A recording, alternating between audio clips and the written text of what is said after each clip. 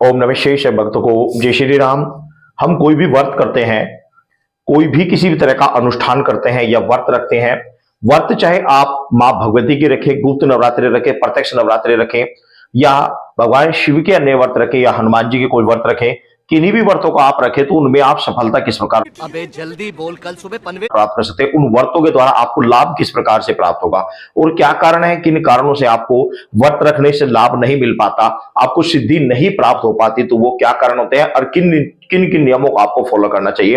तो ऐसे ही कुछ मैं 5 नियम आपको बता रहा हूं, इन 5 नियमों को फॉलो आपको अवश्य करना चाहिए। यदि आप इन 5 नियमों को फॉलो करते हैं तो आपकी 100% आपकी जो तप है, जो आपका व्रत है वो पूरा होता है, 100% पूरा होता है। तो वो क्या होता है आइए जानते हैं। सर्वप्रथम तो आपको ध्यान रखना चाहिए कि जो व्रत के नियम है उन नियमों को आपको फॉलो अवश्य करना चाहिए। जो भी व्रत के नियम बताए गए हैं, जिस तरीके से व्रत रखना चाहिए, कि जिस तरीके से आपको पूजा करनी चाहिए, भोग समय पर भोग लगाना, समय पर आपको पूजा करना, तो नियम फॉलो आपको अवश्य करना चाहिए। और दूसरा आता है समय का पाबंद अवश्य होना चाहिए। जैसे कि समय पर आपको पूजा करनी है, क्या समय निश्चित है उस समय आपको पूजा करनी है, किस समय आपको क्या कार्य करना है, किस समय आपको क्या करना चाहिए, सुबह ब्रह्म मुहूर्त में जिस समय आपको उठना चाहिए, क्या समय निर्धारित है कि ब्रह्म मुहूर्त में इस समय उठना चाहिए, इस समय पूजा करनी चाहिए। तो जो समय है उस समय को आपको विशेष रूप से ध्यान रखना चाहिए। ऐसा नहीं है कि आज आपने पूजा की सुबह 6 बजे ब्रह्म मुहूर्त में और कल आप पूजा कर रहे हैं 7 बजे, आप नवरात्रि की व्रत रखे हुए हैं, आज 6 बजे कर रहे हैं, कल 7 बजे कर रहे हैं, शाम को इसी तरीके से समय को चूक रहे हैं। तो समय को नहीं चूकना चाहिए, समय निश्चित होना चाहिए। ये सभी व्रतों के ऊपर लागू होता है, चाहे आप किसी के भी व्रत रखे हुए हो, तो जो समय निर्धारित होता है उस समय के अनुसार ही आपको पूजा करनी चाहिए। ऐसा नहीं है कि अब हमारे धाम पर हम देखते हैं कि आज दिन में 11, 12, 1 बजे तक लोग दिन में पूजा करने आ रहे हैं, तो ये पूजा का तरीका नहीं होता है। पूजा का समय होता है, एक समय के अनुसार ही पूजा करनी चाहिए। ऐसे नहीं है कि आपका कोई टाइम है ही नहीं, कुछ भी टाइम नहीं है पूजा करने का, पहले आप उन कार्यों को कर रहे हैं जो जरूरी नहीं थे, और पूजा का वो पहले उन कार्यों को कर रहे हैं जो जरूरी नहीं थे, और जो जरूरी था पूजा कार्य उसको आप कर नहीं रहे हैं। तो ठीक है, गृहस्थी के जो कार्य जरूरी है उनको आप कीजिए, लेकिन उसके बाद में पूजा का कार्य तो कीजिए। आप उन कार्यों को कर रहे हैं, अनर्गल में आपस में बैठे बातें कर रहे हैं, बेफिजूल समय बर्बाद कर रहे हैं और फिर पूजा के लिए समय निकाल रहे हैं, तो ऐसा नहीं करना चाहिए। इसका विशेष ध्यान रखिए। और तीसरा होता है अनुशासन। अनुशासन विशेष रूप से होना चाहिए। अनुशासन जैसे कि किसी के साथ लड़ाई झगड़ा नहीं करना। जिस समय आप व्रत रखे हुए उस समय आप अपने आप को किसी तरह का कोई लड़ाई झगड़ा ना करना, किसी को गाली गलौज इत्यादि ना करना, किसी को अपशब्द नहीं कहना और किसी के विषय में गलत सोचना इत्यादि, इस चीज का बिल्कुल वर्जित होता है।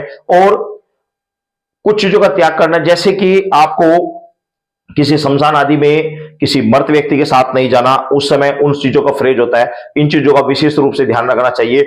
जैसे कि आप लैट्रिन इत्यादि जाते हैं तो पवित्र होकर जाए, अच्छी तरीके से। ऐसा नहीं कि आप गैर पवित्र है, शरीर आपकी गंदगी लगी हुई है, तो इस तरीके का आपको ध्यान रखना चाहिए। तो अनुशासन अपने जीवन में व्रत के दौरान अवश्य लाना चाहिए। अगर आप व्रत में अनुशासन नहीं है तो आपको व्रत का लाभ नहीं मिल पाएगा।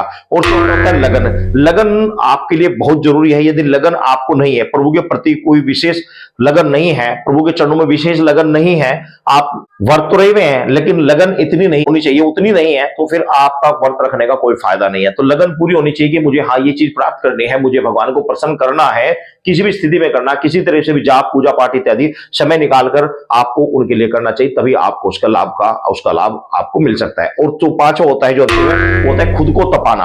अगर आप खुद को, जैसे कि आपको भूख लगी है, आप भूख लगी तो आपने कभी फल खा लिए, कभी मूंगफली खा ली, कभी चाय पी ली, कभी कुट्टू की पकौड़ी खा ली इत्यादि खा ली, तो ये व्रत नहीं है, ये तो भोग जीभ का स्वाद है। ऐसा नहीं है, खुद को तपाना होता है। खुद को तपाना कैसे, जैसे कि आपको भूख लग रही है, कुछ भी लग रही है, तो आप प्रभु के चरणों में लो लगाइए। आप जो भी आपके इष्ट हैं, जिनके आप व्रत रखे हुए हैं, उनके चरणों में लो को लगाइए। अपने आप को संयम में रखना, खुद को तपाना, यानी कि सहन करना, हर चीज को सहन करना, सहन करके ईश्वर के चरणों में ध्यान लगाना, ये खुद को तपाना होता है। तो इस तरीके से ये 5 नियम है, इन 5 नियमों को आपको फॉलो करना चाहिए।